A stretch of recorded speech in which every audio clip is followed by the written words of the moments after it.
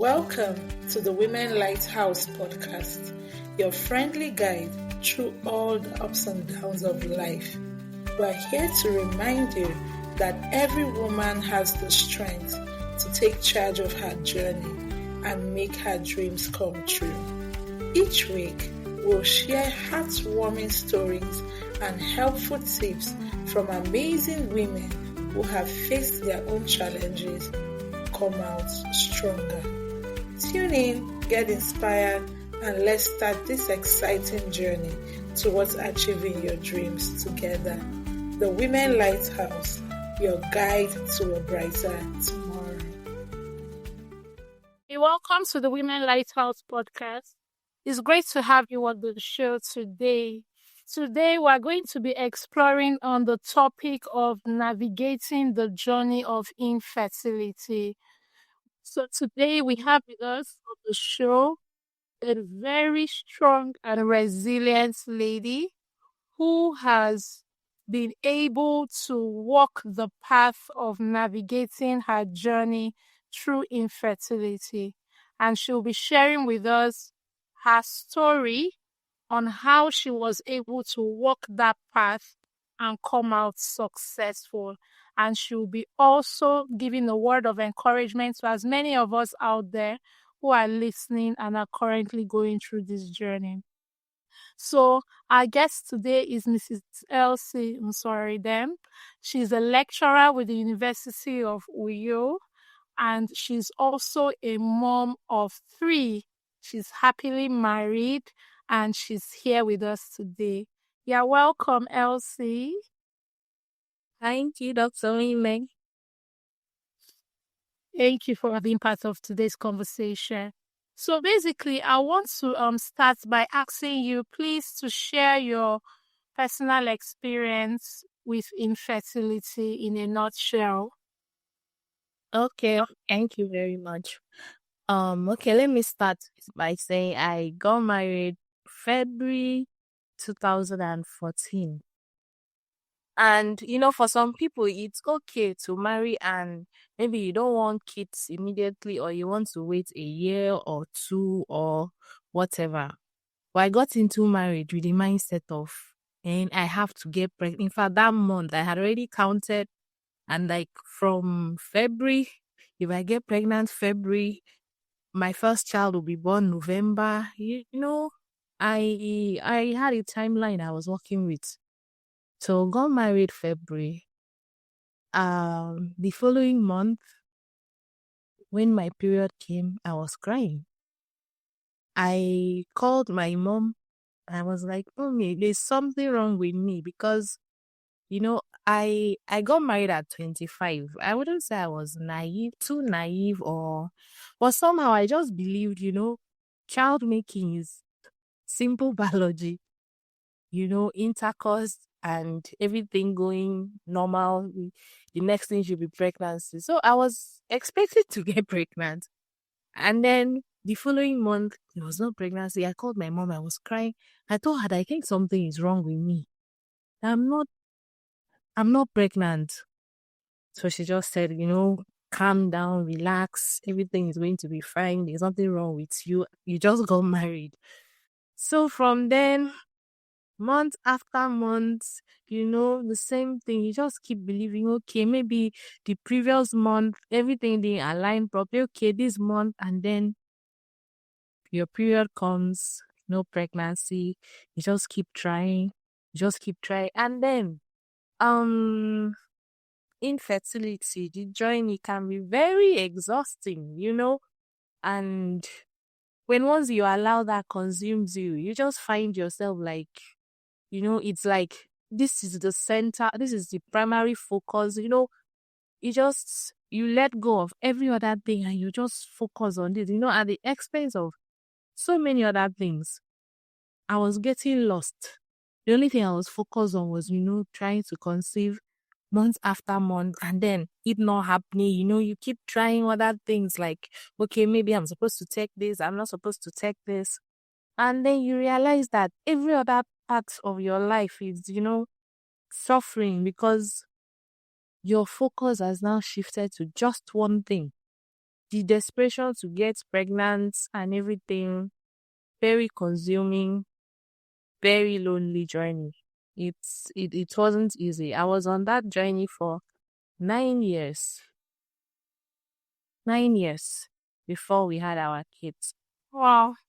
Okay, so during this period, what kept you going during the course of that 9 years? Okay. First, I would say my my support system. I had a very rock solid support system from my husband to my parents to my siblings to my in-laws. So at home, in the home front, it was solid. I had all the support I could get. So for every time I try, it's not happening. I have family to fall back on. I got all the love and all the support from my family, my friends. I had very close friends, that were with me on this journey. I wasn't alone. I didn't feel alone at any point. I think that's what really kept me going. I had a very strong support system. There were people that were there for me. There were people that were always looking out for me. I had people that I could, cry to if I experienced, something unpleasant or whatever. My husband was there. I had my mom. I had people I could rely on. So I would say my support system really played a very important role in this journey. So, what of for women who may not have the support system from family? Maybe those are even the people that are putting more pressure on them to get pregnant. What would you advise such women to do? Okay. I I understand that, there are some people that may not have the support that they actually need. Some time ago, I read somewhere where a woman committed suicide. She was married for 8 years and she didn't have a child. So she committed suicide. And I just got thinking that this woman may not have had people, that probably understood what she was going to, or people that she could relate with, people that she could fall back to. That's very important. In my 9 years navigating this journey, I it got to know that, you could actually have support online. There are some forums where you could join and then you get to interact with other women that are going through this similar situation. There will be there will be people you don't know, you know. But then, since you people are on the same journey, your experiences are the same also, you get to interact with them. They understand. These are the people that understand better. There's a saying that, they say it's the person that wears the shoes that knows where, it pinches. So these are the people that actually understand what it feels to be going through what you're going through. Like on Naira Land, there's a very popular thread, TTC. You just go to Naira Land and you type TTC, that's trying to conceive. You see a thread, a very popular thread, very, it's long standing, it's been on for years. So you get to see other women that are also experiencing the same thing. They get to share their experiences. They share what they are trying, what, they are doing, what they are not doing, the treatments they are seeking, and all of that. So you also get to, apart from just, interacting with these people, you get to learn a lot also. You get to learn a lot from these women. So even if you don't have like a physical support system around, there are forums online where you can join for women that are trying to conceive. Okay. So earlier you talked about it was like a lonely journey, and most times when women go through infertility they tend to lose themselves in the process. So please can you share some like other personal challenges you faced during this period, as an individual and also in relationship to your spouse, because I know that based on what you've said, by the time you are fixed on trying to get pregnant, it can be quite overwhelming and it may begin to affect other aspects of your life. So, what were some of the challenges you faced in your marriage and for you as an individual, and how were you able to navigate those challenges? Okay. Um, let me start with my relationship with my spouse. You know, you are trying to conceive, people are trying to make babies, and intercourse is now like timed. You get to time in your intercourse. You're looking at your calendar, you're calculating ovulation days, trying to maximize, your effort, whatever. So everything is like timed intercourse takes the fun out of intimacy. It makes intercourse feel like a chore. I think that's one of the things we struggled with because I think on my part I was more desperate, you know, than my husband. So there are times, I'll wake him up and it's that time of the month, I think we should do this. It now felt like it's something that we have to do and not just something that we are doing because, oh, okay, it's for fun, we are enjoying ourselves and all of that. So it takes away the fun out of intimacy. And then there's also the part of maybe if one partner is diagnosed with an issue, you now start to feel guilty that maybe, okay, this is why we don't have kids. And it can build resentment. It can lead to resentment, your relationship with your spouse and everything. So okay, another issue too, the financial aspect, the financial drain from fertility treatment. Infertility is very expensive. When I didn't have kids, there are people that will be like, you're not paying school fees, you're not buying cake for your kids, or what do you use all money for? Well, infertility treatment is expensive. The tests, to the procedures, to treatments and everything. So the financial drain already, it's enough to cause issues between you and your spouse. And all of this, like I said earlier, can lead to resentment. Before you know it, resentment starts to build and you drift apart. I've heard of couples that they separate, they divorce. They can't stand it. Like after some years of marriage and they don't have kids, you notice that they will separate or they will divorce because the marriage cannot really stand it. It's the pressure. The pressure is strong. So, but in my own case, I had a very supportive husband. It's like we came together and said, this is our cross. This is not my cross or this is not your cross. This is our cross. We are going to do this together, whatever it takes. So we held each other's hands and, we walked through it. Whatever it takes, we are together. So that's, the best is we understood that we were together. It was not a personal thing. We were together and we faced whatever came head on. So for women that are going through this, communicate with your husband. There should be that communication. There should be that bond. Because the pressure of this is enough to just, weigh you down, lead to isolation and all. But you need the support. You need the relationship with your spouse. The home front has to be solid because you're going to get a lot of pressure from outsiders, from families.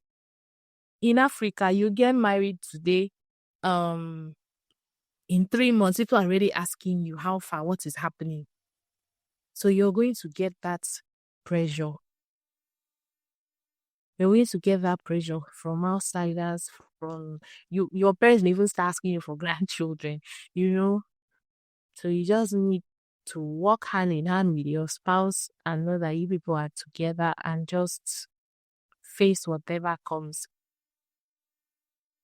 Then another thing also that helped me this journey was, like I said, infertility it's draining. It's actually very draining. So if you focus on this, and like I said earlier, that you can lose yourself. So it just gets to a point that you realize, I have to focus on other things. You just try and engage yourself, get busy. And I remember there was a time, like, I'm a lecturer, so in my field, you have to publish. For you to be promoted, you have to publish. So because of researching on how to, get pregnant, do this, do that, my career was actually suffering it. And then I realized, this is not the way. So I had to, take a step back and try to accommodate other things, every other areas of my life. Wow, that's so insightful. So you talked about the financial implications of fertility treatment. So can you take us through your journey? How were you able to go from trying to get pregnant to being a mother of 3? Oh, okay. Um,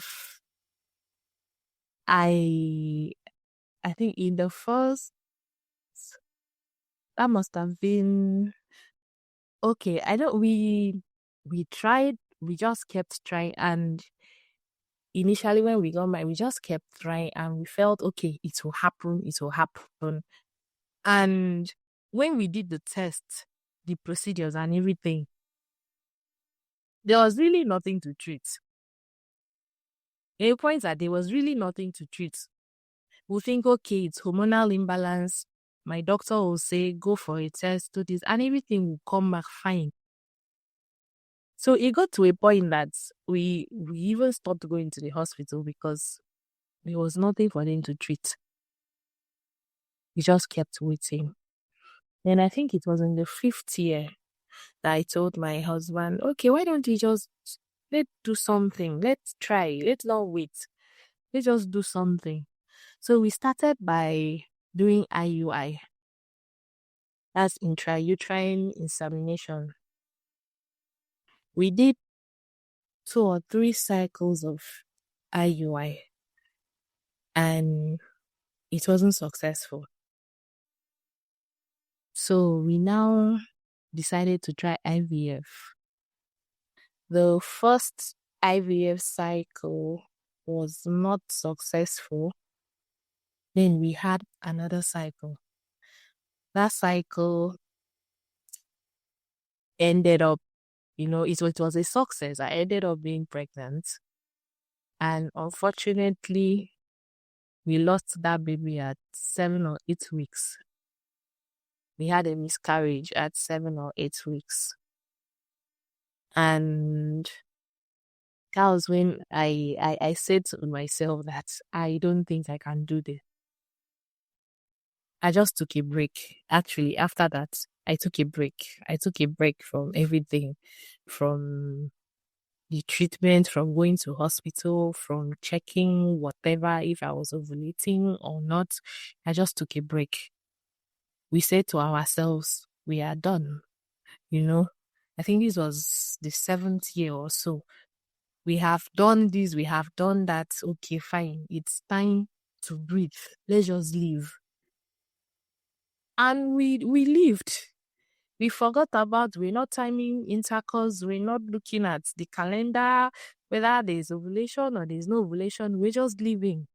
And I think that period, I got very busy in church.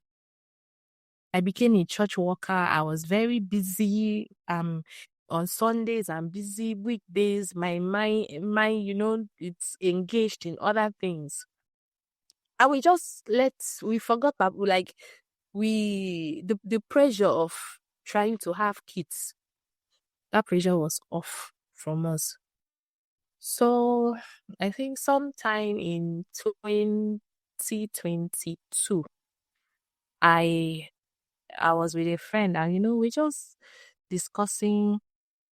She's an embryologist, so we're just discussing IVF, and she now asked if I would love to try. I told her no, that I at this point in my life I'm not really sure I want to go through that journey again. Then somehow, okay, I told her, let me discuss with my husband. I went to my asked him, and he said, okay, we can give it a try one more time. They just see. And then we did another cycle. That was the third cycle of IVF. And with God on our side, we're pregnant.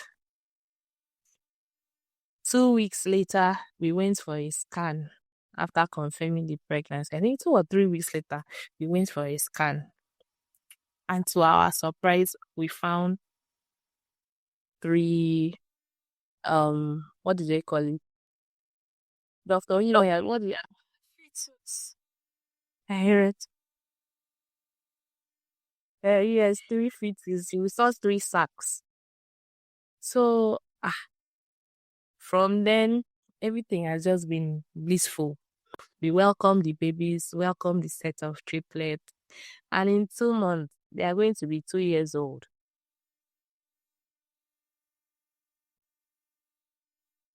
Wow.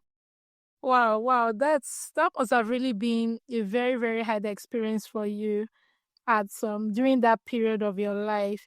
When you look back in hindsight, would there be anything you wish you had done differently while you were waiting? Well, personally for me, no, I don't think there's anything I would have done differently. I just think, like everything that happened, led to this. So I don't think there's anything I would have done different. Or maybe I would have relaxed. Yes. Maybe I would have relaxed a bit. Looking back, if I had known, that the children are going to come after 9 years, probably the first year or two of I would have relaxed. I would have just, relaxed and known when it's time it will happen. Mm. Wow, that's great. So did you face any? We know that commonly, like you mentioned earlier, there's a lot of stigma around people that um are going through infertility. Did you have any experience that you would like to share? Any experience of stigma, and how were you able to address it? Um, Personally, I know, um, yeah, in Africa, like I had said earlier, you get married, you don't have children, and maybe the first 3 to 6 months, you're not seeing your body changing, and people start to raise eyebrows. The first year of my marriage, I think after 10 months, I had a a lady in church. First, she asked me, "Are you on contraceptive?" Honestly, I didn't even get it at that point. I just answered no, and walked away. I didn't even the at when she asked me that question, I didn't understand why, or like I didn't even process it. Just are you on contraceptive? I say no. I walked away. It was later that I sat and I processed the question she asked me, and I now understood. Oh, this is why she's asking me this. It's been 10 months, no pregnancy, no baby. So that was her own way of, asking what's going on. And I thought, okay, maybe it ended there. The following week, this lady shows up with her husband at my house. She sat down and she said that they've come to me like why there is no pregnancy or no baby. Help and God by he took over. he told them that we are not ready to have children now. And when we are ready, the children will come and all. And she still even said that it's okay. What if when you are ready, children don't come? What will you do? And at this, their marriage wasn't even up to yeah. Um, so there are instances like that. You just step out and people will make very insensitive comments or unsolicited advice or whatever. Over time, I had to develop a tough skin. Like, Thus, yeah, take it all in. that's good. So, with regards to IVF for women who may be considering attempting to go through an IVF, can you just share what your experience was like? Because there are lots of misconceptions about it. Like I've heard people say, no, I want to give birth like the Hebrew women. I want to give birth naturally. I don't want any intervention. Some people, there are misconceptions about it's a painful procedure. So the fear of going through that procedure. So other than the mental um pressure of the fact that it's not like 100% guarantee. Can you share your experience? That's the process itself, just to give more light to certain misconceptions about IVF and encourage other women out there who are considering attempting to go through an IVF. Okay.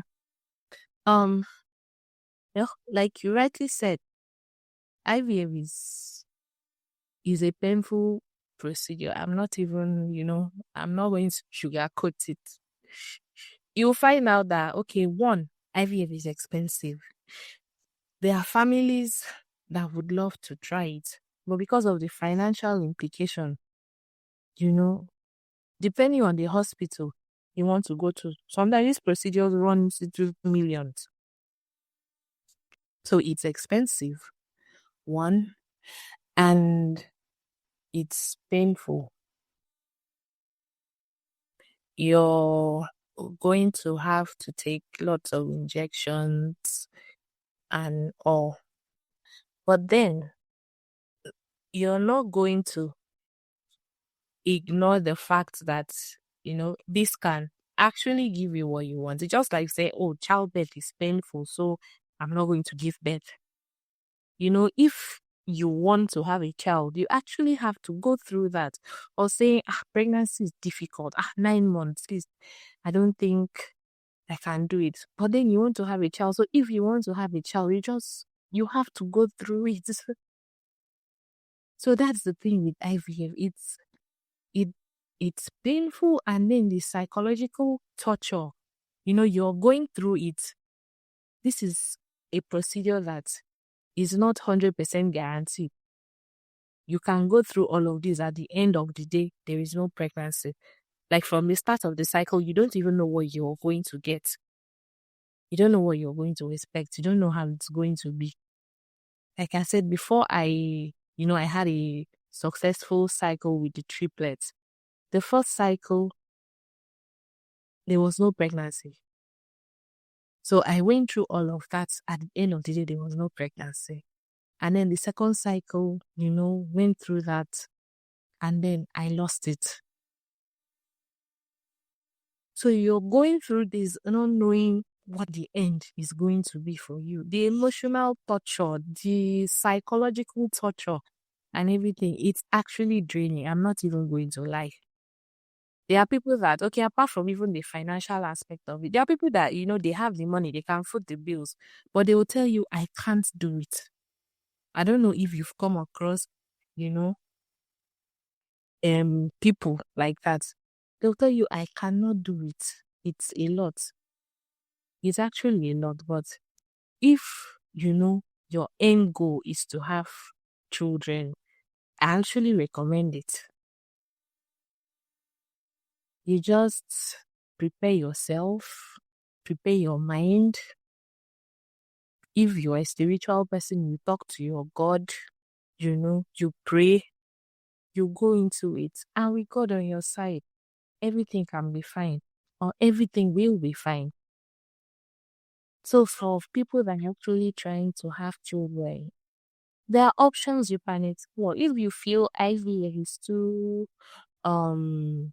maybe the process is too drastic for you, there are other options. You can start from follicular tracking. You can track your cycle and do timed intercourse. You can do stimulation, ovulation stimulation, with timed intercourse, depending on what your issue is. Because this infertility, it depending on what your issue is. Actually, if your issue is what requires IVF and it doesn't require IUI, you cannot go and start doing IUI, But then depending on what your issue is, you can start with a less what should I call it? Less invasive procedure like IUI, ovulation stimulation, and then you can build up to IVF. So for women that don't have children, please, I don't have children, I encourage that you try it, be open to it. It was before that they will say, oh, these are first tube baby, they are this, they are that, they are not non-reactive. But they are. Actually, they are. The eggs is gotten from you and the sperm is from your husband. It's fertilized and then put back in your body. So it's your child. It's a normal child. There is absolutely nothing wrong with seeking help.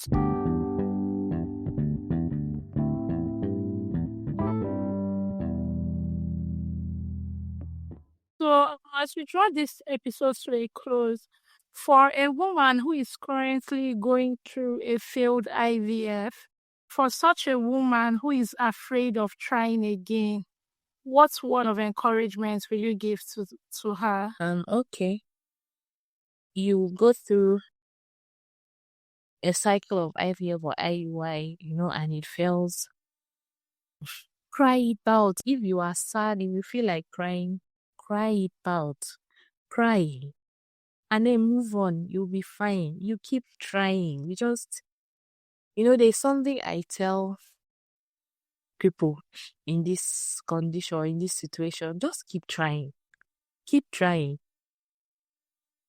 I remember in my own case, I actually gave up. I said to myself, I'm not going to do this again. I gave up. But then now when I look at my children, I think back, I'm like, what if I did not decide to just do it one more time? Would I have been here? Would I have had the children? Or will I just be, saying, I'm done, I'm not doing it again? So there's really nothing wrong in trying again, going for it. You try the first time, it doesn't work, cry, be fine, dust yourself up, and you keep trying. You just keep going for it. You keep trying. Because at the end of the day, you have to do something for something to happen. So you just don't be afraid, don't be scared of trying again. You really do not know what you are going to do that will work or, lead to a successful pregnancy. So you just try. You just keep trying. When I had the triplets, there is a family friend of mine that came to see me, and she said she has tried like 5 times. She doesn't want to do it again. I told her, look at me, look at these 3 children. If I didn't say, okay, let me try it one more time, I probably wouldn't have been here. And I talked her into it.